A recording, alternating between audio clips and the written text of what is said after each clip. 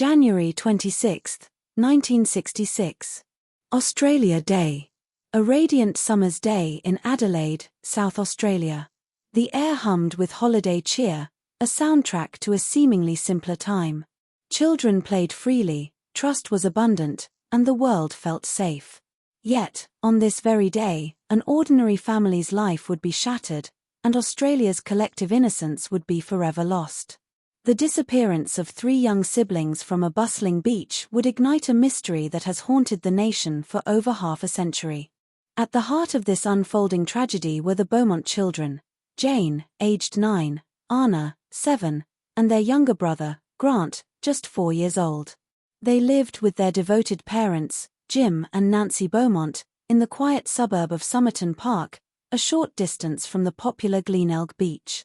Their lives, like many others in post-war Australia, were characterized by routine, community, and a certain trusting freedom that is now almost unimaginable for young children. On that Wednesday morning, Jane, Arnna, and Grant embarked on a familiar journey. They had taken the bus to Glenelg Beach countless times before, a short 5-minute ride, to play in the sun and swim in the ocean. It was an independent outing, common for children of their age in that era. Their parents expected them home by lunchtime, no later than 2 p.m. It was a simple plan, a perfectly normal day in the life of the Beaumont children, until it wasn't. The children were seen at the beach. A local shopkeeper, witnessing Jane buy pasties and a fruit drink, recalled them looking cheerful. Another witness, a friend of Jane's, confirmed seeing the trio around 10:15 a.m. Later, a postman who knew the children reported seeing them at approximately 12 p.m., walking away from the beach, near Collie Reserve. This postman claimed they were with a tall, fair-haired man. This fleeting image would become a pivotal, yet ultimately frustrating, piece of the puzzle. As 2 p.m. came and went, Nancy Beaumont began to feel a familiar maternal unease. By 3 p.m., her concern escalated. It was highly unusual for the children to be late. Jim, her husband, was at work, unaware of the growing worry at home. Nancy tried to contact friends and neighbors, hoping the children had simply gone to a playmate's house. But as the hours stretched on, the beautiful summer's day began to take on a chilling, ominous hue. The initial worry quickly turned to dread. By evening, the grim reality had set in. The children were officially reported missing to the South Australian Police. The initial response was robust, as police combed the immediate area around Glenelg, questioning residents and searching parks and empty buildings. The local community, too, rallied, neighbors joining the search, calling out the children's names. But as darkness fell, bringing with it a cool ocean breeze, there was no trace of Jane, Arnna, or Grant. The hope of a simple misunderstanding faded with the daylight. The days following their disappearance saw one of the most extensive search operations in Australian history. Police, volunteers, and even military personnel scoured beaches, sand dunes, and nearby bushland. Divers searched the waters off Glenelg. Posters with the children's smiling faces were plastered across the city, appearing on every lamppost and shop window. The case quickly gripped the nation, dominating headlines and evening news reports. Everyone was looking for the Beaumont children. The postman's sighting, initially overlooked, grew in significance. He described the man as tall, thin, with a fair complexion and light brown hair. Crucially, he noted the children seemed unusually comfortable with this stranger, even playful. Grant, the youngest, was reportedly perched on the man's shoulders. This detail, suggesting familiarity, puzzled investigators. Had the children known this man? Or was he a master manipulator, able to quickly gain their trust? Further witness accounts began to surface, adding layers of complexity and confusion. Some reported seeing the children alone on the beach later than expected. Others spoke of a man interacting with them near the change rooms. The sheer volume of sightings, often contradictory, made it difficult for police to establish a clear timeline. The blur of details, combined with the passage of time, only compounded the challenge of piecing together the last moments of the Beaumont children. The disappearance of the Beaumont children sent shockwaves through Australia. It was an era when children were generally considered safe, even when unsupervised. This case shattered that illusion. Parents across the nation suddenly felt a profound vulnerability, their children no longer safe from an unseen threat. The public became deeply invested in the search, with prayers and vigils held, and a reward fund quickly growing, reflecting the nation's desperate hope for their safe return. Nancy Beaumont, a woman of immense strength and quiet dignity, made televised pleas for information. Her voice, filled with a controlled anguish, resonated with parents everywhere. She appealed directly to anyone who might know something, emphasizing that her only concern was the children's well-being. These public appearances were agonizing, yet necessary, a desperate attempt to reach the conscience of a potential abductor or anyone holding a crucial piece of the truth. Her unwavering hope remained palpable. Months later, in November 1966, a Dutch clairvoyant named Gerard Croizet claimed the children's bodies were buried in a specific location beneath a newly constructed factory near the beach. His dramatic pronouncements led to an extensive excavation, with hundreds of workers and heavy machinery digging for days. The entire nation watched, holding its breath. Despite the enormous effort and public expectation, nothing was found. It was a devastating blow, dashing the faint hopes that had been rekindled. As the 1960s turned into the 1970s, the official investigation continued, but leads grew scarce. The children's faces, once omnipresent on posters, began to fade from public consciousness, though never from their parents' minds. Jim and Nancy Beaumont never moved from their home, hoping their children, if they returned, would know where to find them. Every knock on the door, every phone call, carried a flicker of renewed hope, only to be extinguished. The silence was deafening. The Beaumont case defied easy answers, becoming a benchmark for unsolved missing persons cases in Australia.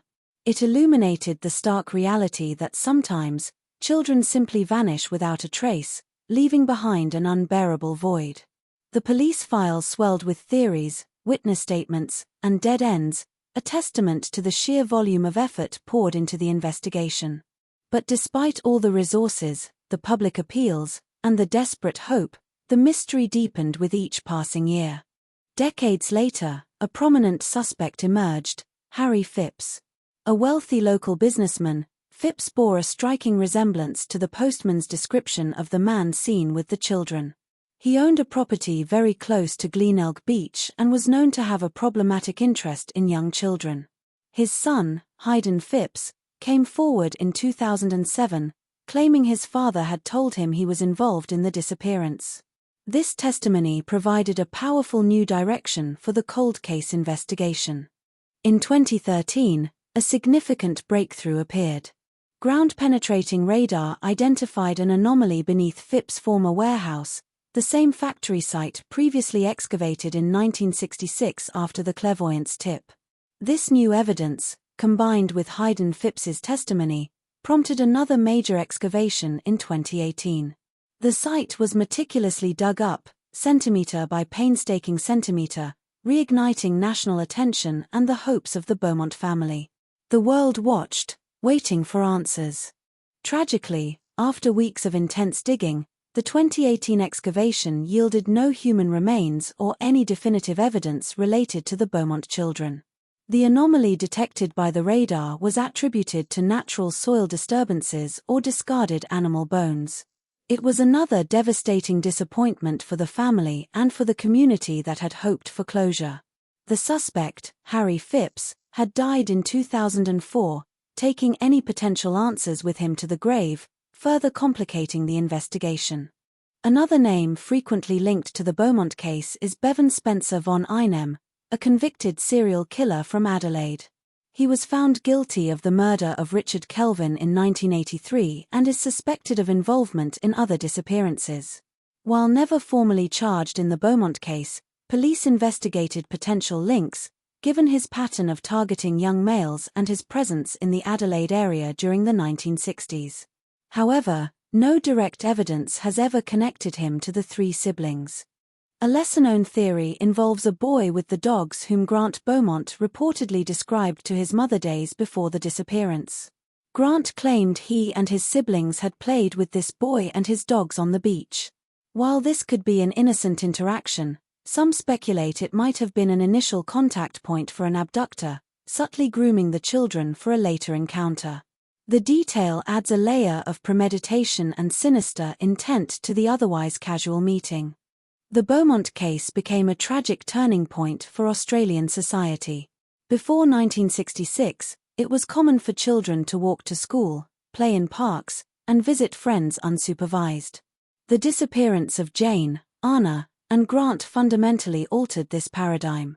A palpable fear descended upon communities, leading to increased parental vigilance, stranger danger warnings, and a gradual erosion of the freedom children once enjoyed.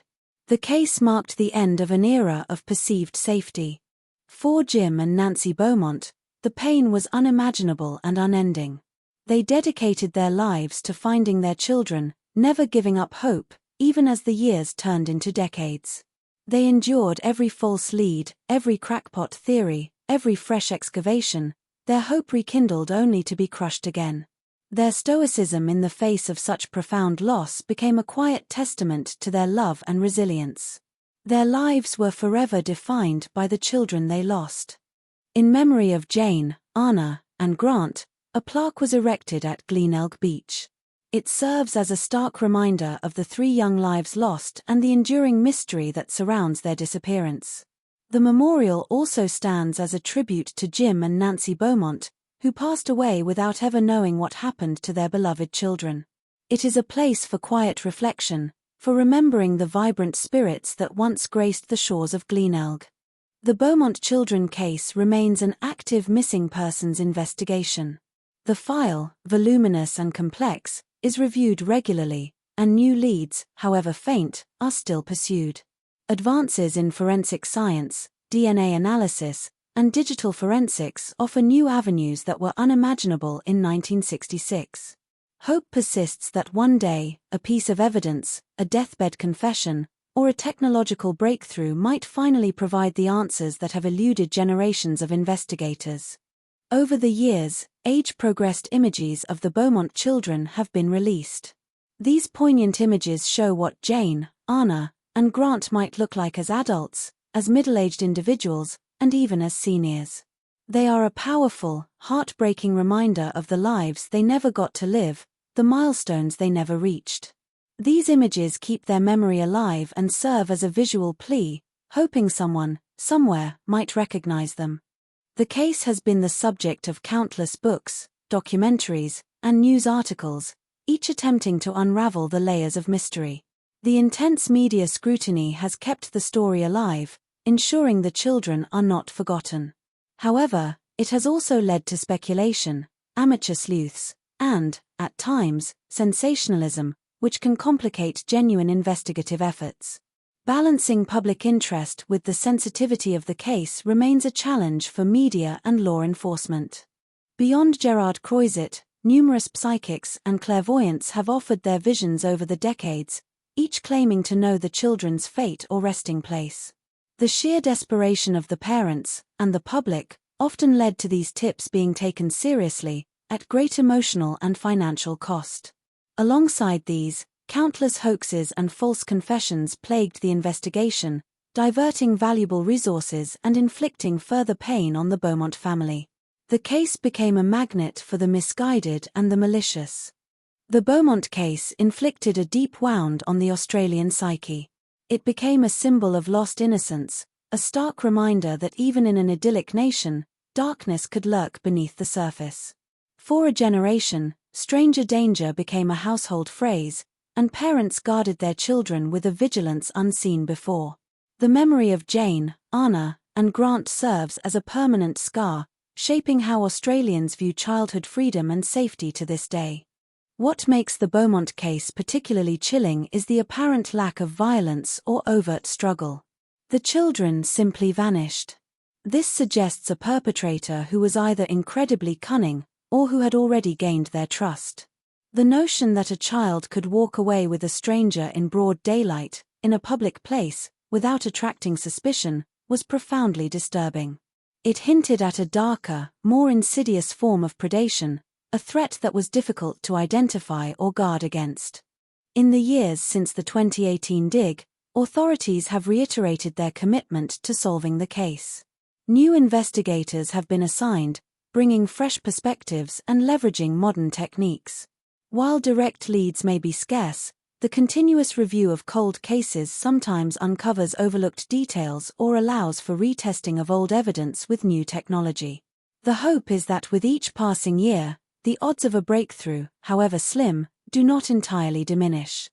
In 2018, the South Australian government increased the reward for information leading to a conviction or the recovery of the children's remains to $1 million. This substantial sum reflects the enduring importance of the case and the state's determination to bring closure to the Beaumont family and the wider community. It is a powerful incentive, a beacon of hope that someone, somewhere, might finally come forward with the critical information needed. Jim and Nancy Beaumont lived lives marked by an extraordinary burden, yet they carried it with remarkable grace. Their quiet perseverance and unwavering love for their children became an inspiration. They taught Australia about the enduring power of hope and the devastating impact of an unsolved mystery. Though they are no longer with us, their legacy lives on in the continued efforts to find answers and in the collective memory of a nation touched by their sorrow. The Beaumont case spurred numerous child safety initiatives across Australia. Campaigns emphasizing stranger danger became commonplace in schools and media. Organizations like the Daniel Morecambe Foundation, established after a similar tragedy, continue to educate children and parents about staying safe. The collective memory of Jane, Arnna, and Grant serves as a constant, somber reminder of why these precautions are so vital, ensuring that their disappearance was not entirely in vain in terms of societal learning. While decades have passed, the Cold Case Unit in South Australia remains dedicated. New technologies, such as advanced DNA sequencing from minuscule samples or sophisticated mapping of geographical data, offer tools unavailable in 1966. It is a testament to the enduring commitment of law enforcement and the community that even after so long, the case is not considered closed. There is always the chance that a tiny, overlooked detail, when re-examined through a modern lens, could unravel the decades-old enigma. The most haunting question remains: what truly happened to Jane, Arnna, and Grant Beaumont? Were they abducted by a stranger, possibly the fair-haired man? Did they meet with an accidental fate that was concealed? The absence of their bodies or any definitive evidence has allowed theories to fester and speculation to run wild.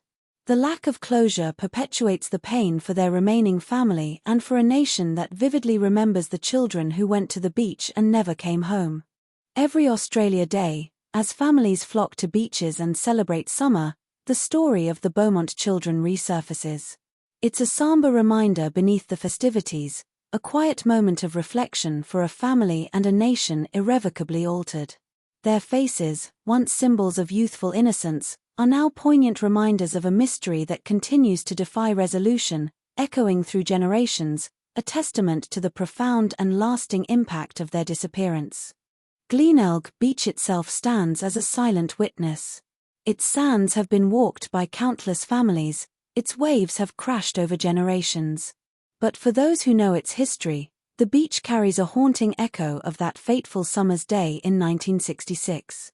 It represents both a beloved place of recreation and the site where 3 children vanished, leaving behind a void that no amount of time or tide can ever fill.